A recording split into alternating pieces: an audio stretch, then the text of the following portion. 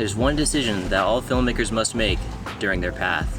Go full frame or don't go full frame. And if you're like me and you don't want to spend thousands on lenses, then you may have discovered the Sony APS-C lineup. Professional features and spectacular image quality, but for a fraction of the price.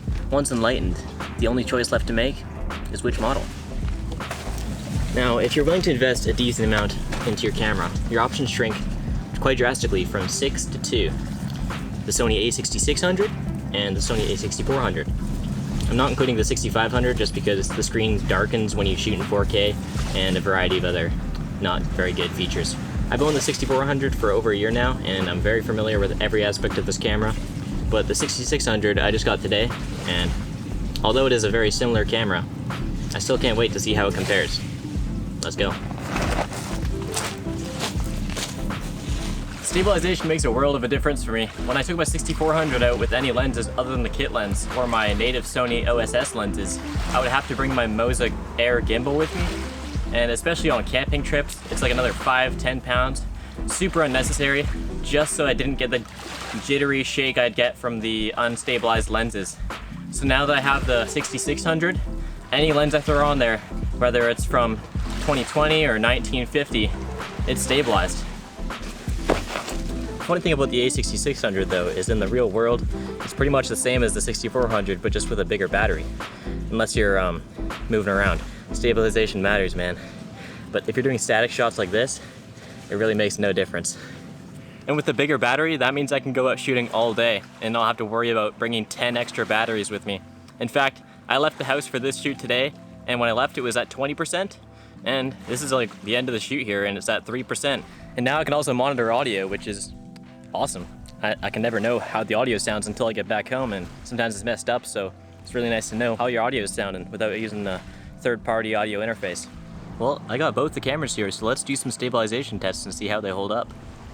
Alright, this is the Sony a6600 f2.2, 1000 shutter speed, and yeah, this is a stabilized lens here. This is the Sigma 16mm.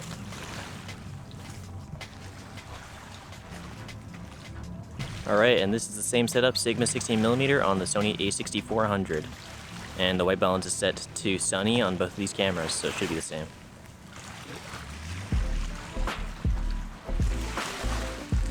Let me know if you can see any difference in the shake compared to the 6600.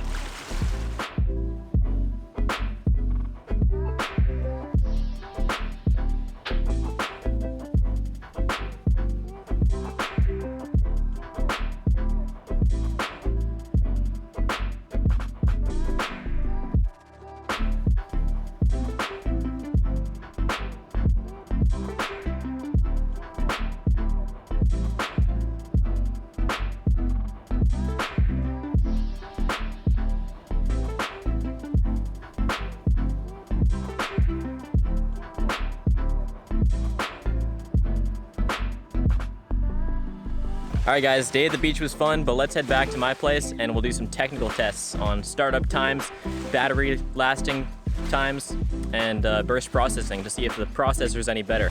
Let's go.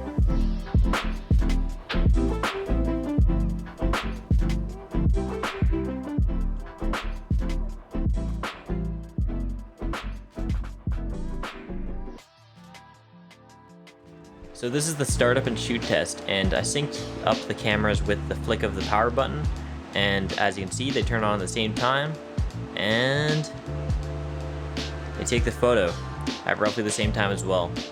The only thing is the a6600 takes a little bit longer to come out of the black screen, and that could just be a random chance because I did take a few other takes of this and the time seems to be different in each take, so it's kind of random, but as far as I can tell, the processors in these cameras are exactly the same. Alright, so for the burst processing tests, I figured I'd put them head to head, so I put identical SD cards in each camera, and since there's different lenses on, I just set it to manual focus, and yeah, let's take as many photos as we can and see which one finishes with her.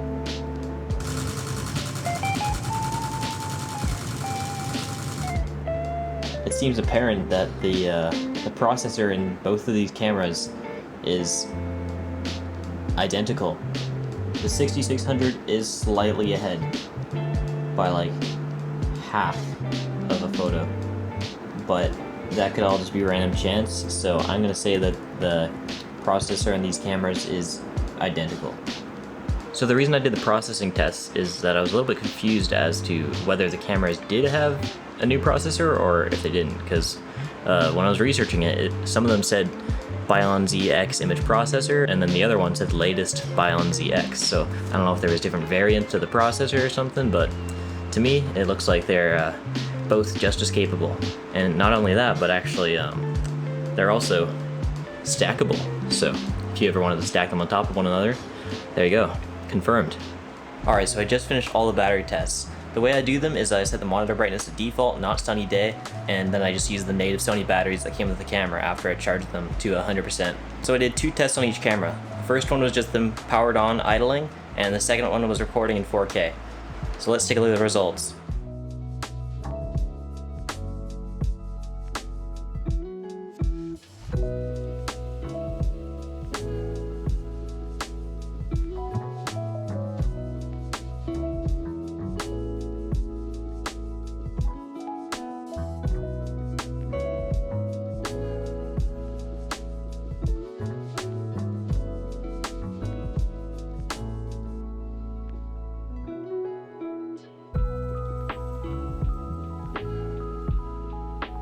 Okay, so now that we're done with the tests, let's get into the details and have a look at every single difference between these two cameras. I got a lot to get through here, so let's fire through this real quick. This is the a6600 and that is the a6400.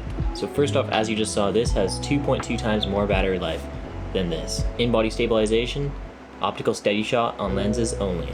Headphone jack and mic input, only a mic input.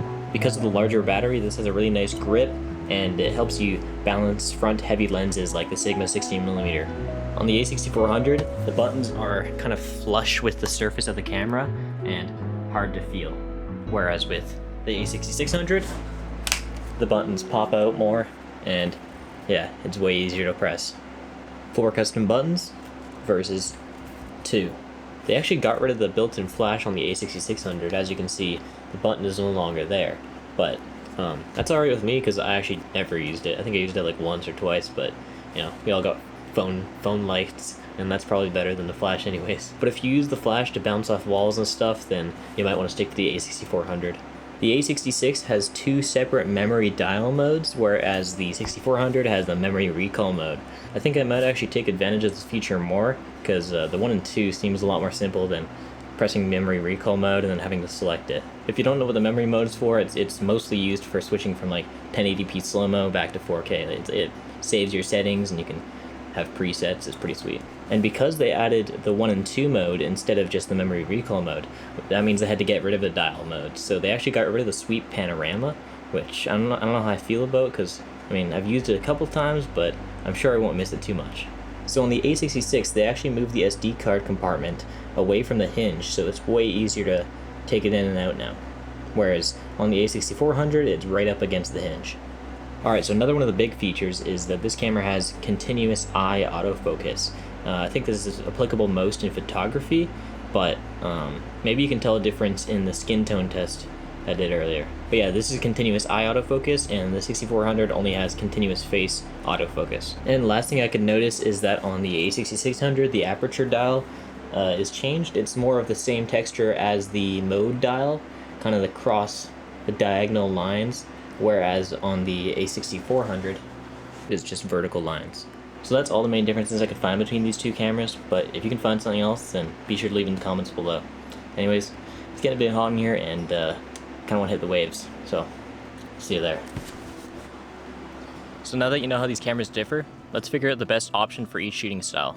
If you plan to only use native Sony lenses, because of the OSS lens stabilization, I suggest you go with the 6400. I don't think the a6600 is worth it for the extra money in this scenario, because all you really get is a bigger battery, a nicer grip, more buttons, and a headphone jack. If you're going to use third-party lenses, but you're going to mostly shoot on a tripod or a gimbal, then I suggest you stick with the 6400, because the in-body stabilization won't really help you in those situations. But if you're using third-party lenses and want to do more run-and-gun style shooting, this is where I would totally recommend the a6600. It makes filming in general just so much funner, and you don't have to worry about your battery dying or shaky shots. It just lets you focus on your creative vision. I'm curious as to what you guys choose. Let me know in the comments below. And while you're at it, hit that like and sub button. I'm gonna be making tons of filmmaking content, and hope you stick around. So I'll see you in the next one.